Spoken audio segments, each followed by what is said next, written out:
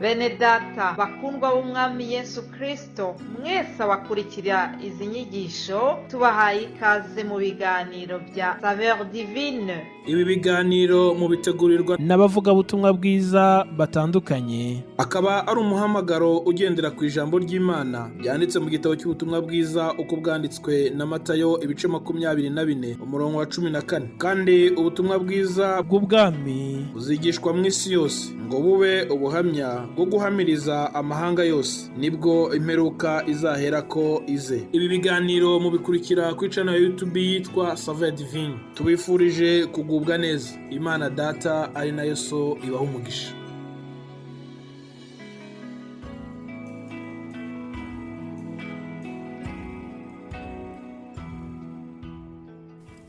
Yesu ashimwe nshuti bavandimwe mwese bakurikira ibi biganiro byacu bya Saveur Divine. Ndabaramukije mu izina rya Yesu Kristo. Ubuntu n'amahoro bibe muri mwe biva ku Mana Data wa twese no ku Mwami Yesu Kristo. Haleluya, amen. Ndizera yuko mwagize icyumweru cyiza, ndizera yuko kandi iyi weekend yanyu irangiye neza. Tukaba rero tugiye gutangira ikindi cyumweru. Turashima Imana, ngewe ubavugisha ndashima Imana yuko yabanye natwe. Muri kumwe na Immaculée Nyiraneza mu kiganiro cya Saveur Divine. Muzi neza yuko kuwa mbere dutangirana icyumweru, hanyuma bene data bandi nabo bitanga kubw'uyu murimo bakabagezaho ubutumwa bunyuranye. Imana rero iduhana umugisha twese.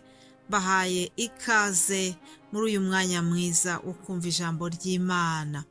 Reka dutangire icyumweru cyacu dushimira Imana mu magambo tubona muri Zaburi ziba zirimo amagambo meza. Tujye dufata umuco mwiza wo gusoma aya magambo. Ijambo ry'Imana ni umutsima udutunga buri munsi.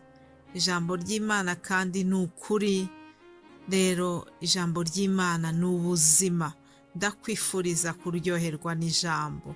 Ndakwifuriza kugira ngo kandi iri jambo twumva buri munsi rizajye rigira aho rigukura n'aho rikugeza, rikubere ubuzima, urigenderemo, we kuryumva ngo urisige aho uryumviye.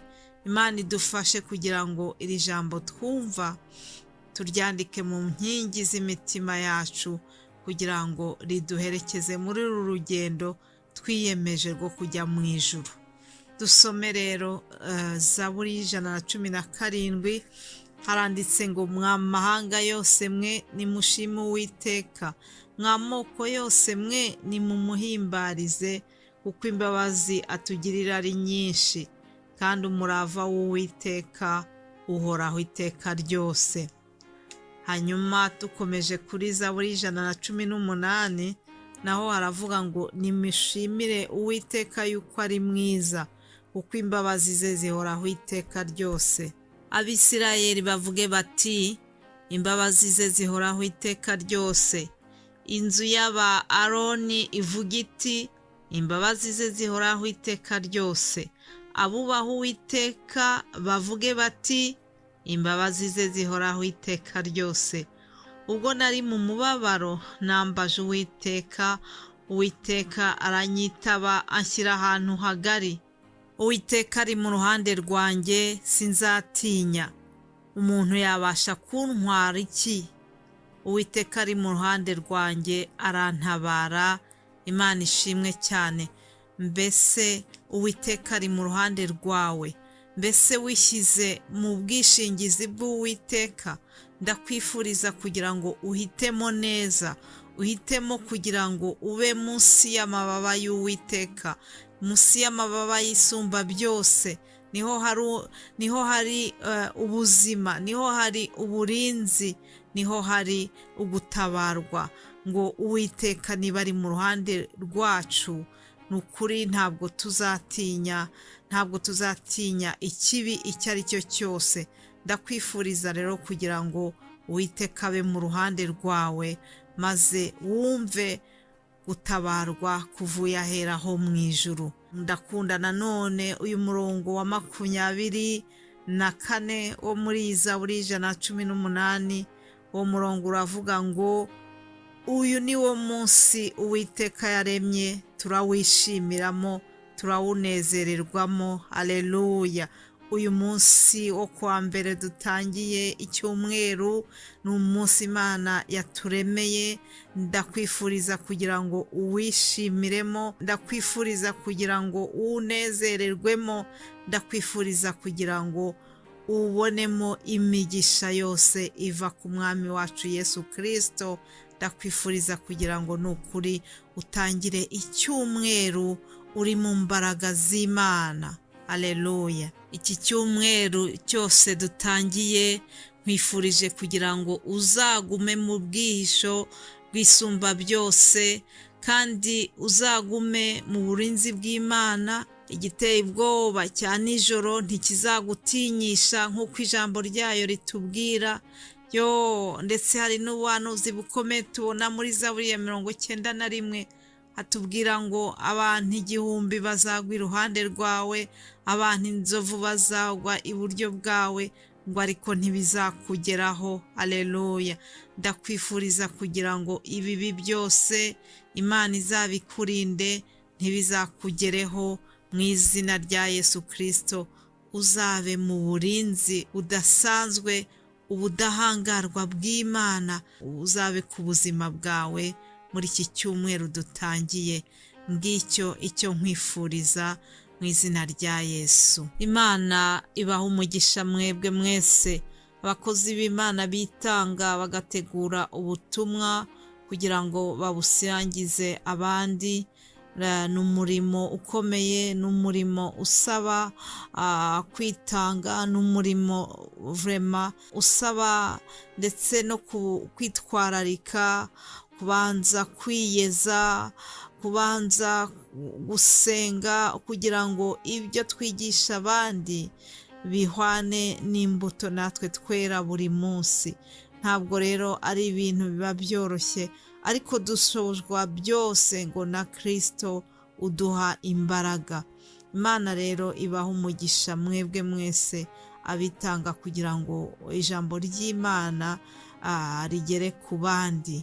Hanyuma ndabashimira n'abandi mwese mwebwe abumva iri jambo mukanyurwa naryo, mugahindurwa naryo, ndetse mukemera no kurisangira n'abandi. Ndabifuriza kugira ngo nukuri twese tuzahabwe ingororano tubikiwe na Data wa twese wo mu ijuru. Ntazagire n'umwe ushobora kutabona izo ngororano.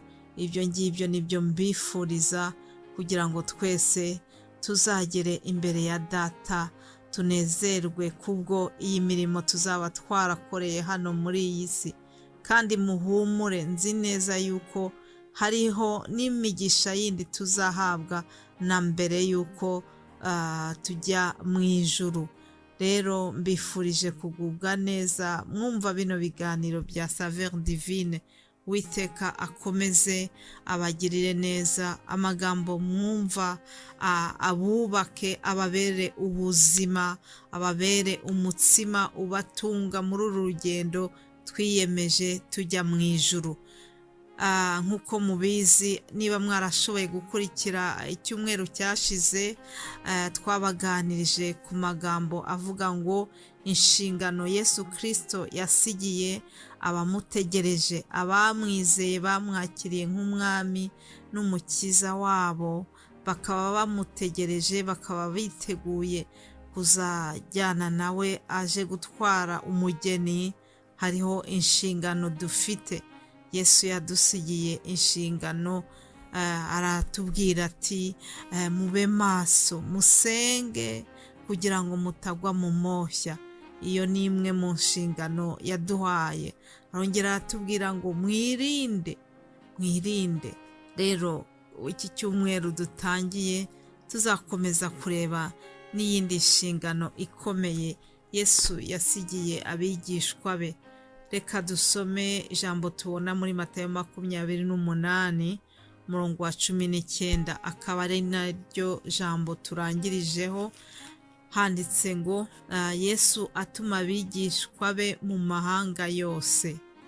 Umurongo wa 19 uratubwira ngo nuko mugende muhindura abantu bo mu mahanga yose abigishwa, mubabatiza mu izina rya Data wa twese n'Umwana n'Umwuka wera, mubigisha kwitondera ibyo nababwiye byose, kandi dore ndi kumwe namwe iminsi yose kugeza ku mperuka y'isi. Aleluya! Yesu yasize atwohereje muri misiyo ikomeye yo kugenda ngo tugahindura amahanga yose abigishwa.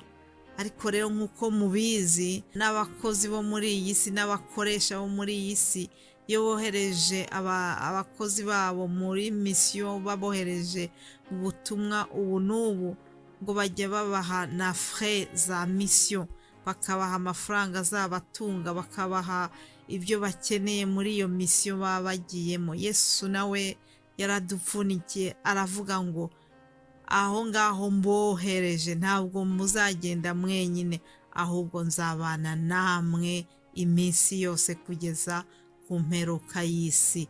Ni iby'igiciro kumenya yuko Yesu ari kumwe natwe muri uyu murimo yatwoherejemo.